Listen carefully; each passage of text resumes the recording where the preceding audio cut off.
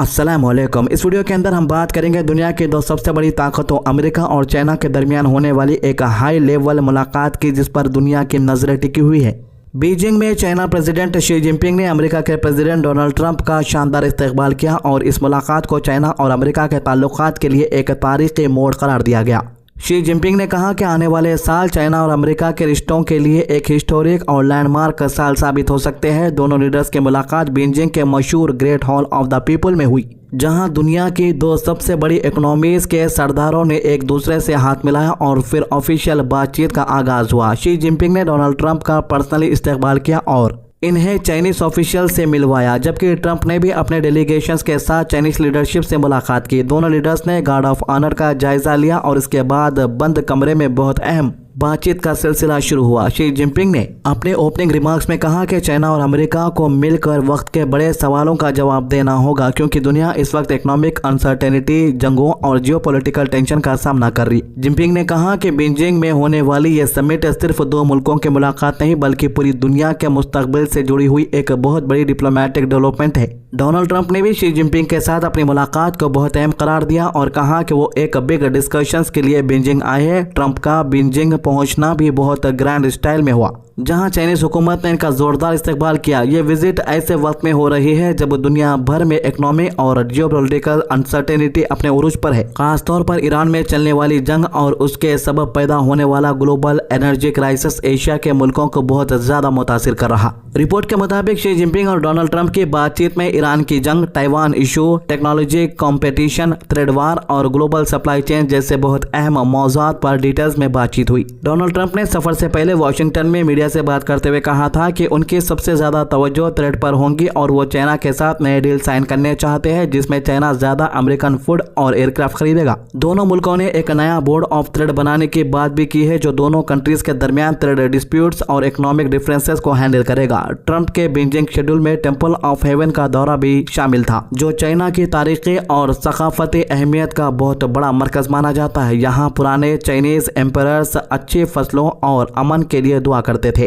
Trump और she की तस्वीरें भी सामने आई, जहां दोनों लीडर टेम्पल ऑफ हेवन में साथ नजर आए। जर्नलिस्ट ने ट्रंप से सवाल किया कि क्या ताइवान इशू पर भी बात हुई, लेकिन ट्रंप ने सवाल का कोई जवाब नहीं दिया और सिर्फ इतना कहा कि बातचीत बढ़ी आ रही है। इस समिट का सबसे बड़ा फोकस ईरान की जंग और स्टेट ऑफ हॉर्मुज़ का क्राइसिस बना हुआ है। व्हाइट हाउस ऑफिशियल्स के मुताबिक ट्रंप और जिनपिंग दोनों इस बात पर मुत्तफिक हुए कि स्टेट ऑफ हॉर्मुज़ को दोबारा खोला जाना चाहिए, क्योंकि दुनिया की एनर्जी सप्लाई इसी वाटरवे से जुड़ी हुई है। शी जिनपिंग ने इस बात की भी मुखालिफत की कि ईरान शिप से टोल या फीस वसूल करे। व्हाइट हाउस के एक सीनियर ऑफिशियल्स ने बताया कि शी जिनपिंग ने चाइना की तरफ से ज्यादा अमेरिकन ऑयल खरीदने में दिलचस्पी दिखाई, ताकि चाइना गल्फ ऑयल पर अपना फ्यूचर डिपेंडेंस कम कर सके। व्हाइट हाउस ने अपने स्टेटमेंट में यह भी कहा कि अमेरिका और चाइना दोनों इस बात पर अग्री करते हैं कि ईरान कभी न्यूक्लियर वेपन हासिल नहीं करना चाहिए। दूसरी तरफ ईरान के सेमी ऑफिशियल फार न्यूज एजेंसी ने रिपोर्ट दी है कि ईरान ने चाइनीज वेजल्स को स्टेट ऑफ हॉर्मुज़ से गुजरने की इजाजत देना शुरू कर दिया है। ईरानियन सोर्सेस के मुताबिक यह फैसला चाइना और ईरान के डीप स्ट्रैटेजिक पार्टनरशिप की वजह से किया गया। ईरान के स्टेट ब्रॉडकास्टर IRIB ने कहा है कि सिर्फ एक दिन में 30 से ज्यादा शिप्स ईरानियन परमिशन के साथ इस वाटरवे से गुजर चुके हैं। ईरान ने अमेरिका के साथ भी नए बातचीत के लिए 5 बड़ी कंडीशन रख दी है। ईरान का कहना है कि अमेरिका पहले जंग को मुआवजा अदा करे और स्टेट ऑफ हॉर्मुज़ पर ईरान की सोवरेनिटी को ऑफिशियली तस्लीम करे। तेहरान ने साफ कहा है कि जब तक ये कंडीशन पूरी नहीं होती, तब तक अमेरिका के साथ किसी नए डायलॉग का सवाल ही पैदा नहीं होता। ईरान के senior vice president Mohammad Aref ने कहा है कि स्टेट ऑफ हॉर्मुज़ ईरान की मिल्कियत है और तेहरान इस पर अपना कंट्रोल किसी भी कीमत पर नहीं छोड़ेगा। इसी बीच इस्राइल और लेबनान के डेलीगेशंस वाशिंगटन पहुंच गए हैं, जहां सीजफायर बातचीत का एक नया राउंड शुरू हुआ है। यह बातचीत बहुत अहम इसलिए भी है क्योंकि एग्जिस्टिंग सीजफायर की मुद्दत खत्म होने वाली है और इसराइल पर बार बार सीजफायर तोड़ने के इल्जामात लग रहे हैं। अमेरिकन ऑफिशियल्स के मुताबिक बातचीत का पहला दिन पॉजिटिव रहा और दोनों साइड जुमे को यानी आज भी बातचीत जारी रखेंगे।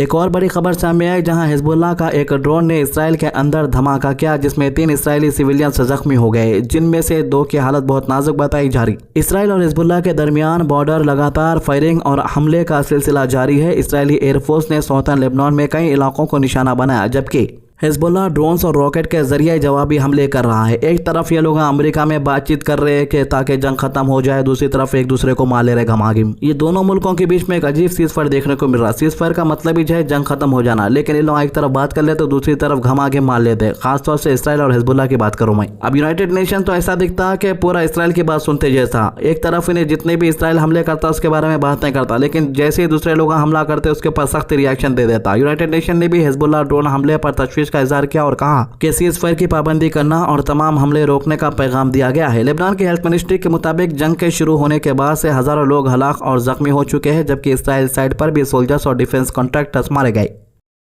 तो न्यू दिल्ली में ब्रिक्स फॉरेन मिनिस्टर्स की मीटिंग भी शुरू हो चुकी है, जहां ईरान के foreign minister Syed Abbas Araghchi ने अमेरिका और इसराइल पर सख्त तनकीद की। अरागची ने कहा है कि ईरान पर अमेरिका और इसराइल ने गैर कानूनी अग्रेशन किया है और दुनिया को अमेरिकन बुलिंग के खिलाफ एकजुट होना होगा। इन्होंने कहा कि ईरान को मिलिट्री प्रेशर से हराया नहीं जा सकता।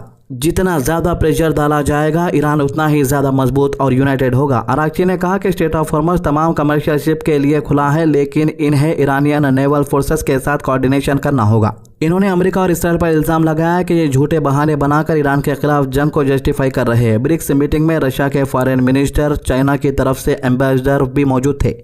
इसी बीच ब्रिटिश मिलिट्री ने एक बहुत बड़ी वार्निंग जारी की है। रिपोर्ट के मुताबिक यूनाइटेड अरब इमारात के कोस्ट के करीब एक शिप को अननोन लोगों ने सीज कर लिया और उसे ईरानियन वाटर्स की तरफ ले गए। ये वाकया फुजैरा के करीब स्टेट ऑफ हॉर्मज़ के इलाके में पेश आया। ग्लोबल ऑयल मार्केट भी इस टेंशन की वजह से मुतासिर हुआ और ब्रेंट क्रूड और वेस्ट टेक्सास इंटरमीडिएट क्रूड की कीमतों में इजाफा हुआ। ग्लोबल मार्केट में भी तेजी देखने को मिली क्योंकि इन्वेस्टर ट्रंप और शी जिनपिंग की बातचीत को बहुत करीब से देख रहे। इंडिया के मल्टी कमोडिटी एक्सचेंज पर गोल्ड फ्यूचर्स की कीमत में इजाफा रिकॉर्ड किया गया। एनालिस्ट का कहना है कि ग्लोबल अनसर्टेनिटी और जियोपॉलिटिकल टेंशन की वजह से लोग सेफ इन्वेस्टमेंट की तरफ जा रहे हैं। रिपोर्ट ये भी कह रही है कि अमेरिका की ब्लॉकेज के बावजूद ईरानियन ऑयल का फ्लो पूरी तरह बंद नहीं हुआ। ईरानियन लिंक टैंकर्स अब भी हाई सीज ट्रांसफर्स के जरिए अपना ऑयल मार्केट तक पहुंचा रहे हैं। एक्सपर्ट्स के मुताबिक मलेशिया के करीब ऐसे कई ऑपरेशन चल रहे हैं जहां ईरानियन ऑयल को सीक्रेटली ट्रांसफर किया जा रहा। डोनाल्ड ट्रंप ने अपने social media platform truth social पर शी जिनपिंग के एक बयान का जवाब देते हुए कहा कि शी जिनपिंग बिल्कुल सही थे जब उन्होंने अमेरिका को डिक्लाइन होती हुई नेशन कहा था, लेकिन ट्रंप के मुताबिक ये डिक्लाइन जो बाइडेन के दौर में हुआ। ट्रंप ने बाइडेन एडमिनिस्ट्रेशन पर open border, high taxes, crime और इकोनॉमिक फेलियर का इल्जाम लगाया। ट्रंप ने दावा किया कि उनकी हुकूमत ने सिर्फ सालों महीनों में अमेरिका ने जबरदस्त तरक्की की और अब अमेरिका दुनिया की सबसे हाई हॉट नेशन बन चुका है। ट्रंप ने यह भी कहा कि शी जिनपिंग ने उनके एडमिनिस्ट्रेशन की सक्सेस पर इन्हें मुबारकबाद दी। ट्रंप ने वेनेजुएला के साथ रिलेशन और ईरान के खिलाफ मिलिट्री एक्शन को भी अपनी सक्सेस करार दिया। इन्होंने कहा कि चाइना के साथ अमेरिका का रिश्ता अब पहले से ज्यादा मजबूत हो गया। तो ट्रंप चाइना के प्रेसिडेंट को यह बोल रहा है कि आप लोग ईरान को हथियार देना बंद करो। हालांकि चाइना ने कह दिया है कि ठीक है भाई, हम ईरान को हथियार नहीं देंगे। इंटरव्यू के दौरान ट्रंप ने ईरान के एनरिच यूरेनियम पर भी फ्लेक्सिबिलिटी दिखाई और कहा कि अगर यूरेनियम इंटरनेशनल मॉनिटरिंग के नीचे रखा जाए तो ये भी कबूल हो सकता है। यह बयान अमेरिका के पहले के सख्त पोजीशन के कुछ डिफरेंस माना जा रहा। तो आखिर में एक्सपर्ट्स का कहना है कि बीजिंग समिट, ईरान वार, ब्रिक्स मीटिंग और स्टेट ऑफ हॉर्मज़ का क्राइसिस एक दूसरे से डायरेक्टली कनेक्टेड नजर आ रहे हैं। दुनिया की बड़ी ताकतें इस वक्त डिप्लोमेसी और मिलिट्री प्रेशर दोनों का इस्तेमाल कर रही और पूरी दुनिया की नजरें अब बीजिंग, वाशिंगटन और तेहरान पर लगी हुई है। क्या चाइना और अमेरिका मिलकर ईरान क्राइसिस का कोई हल निकाल पाएंगे? क्या स्टेट ऑफ हॉर्मज़ दोबारा पूरी तरह खुलेगा और क्या मिडिल ईस्ट एक बार बड़ी जंग की तरफ जा रहा है? ये तो आने वाला एक हफ्ता ही बताएगा। तो ये थी इस मामले की अभी तक की अपडेट। आज की अच्छी बात, नबी करीम सल्लल्लाहु अलैहि वसल्लम ने फरमाया, अल्लाह से पनाह मांगा करो आजमाइश की मशक्क़त, बदबख्ती की पस्ती, बुरे खात्मे और दुश्मन के हंसने से। सही बुखारी 6616। हमारे चैनल को सब्सक्राइब कीजिए, वीडियोस को ज़्यादा से ज़्यादा लोगों तक शेयर कीजिए। अल्लाह हाफिज़।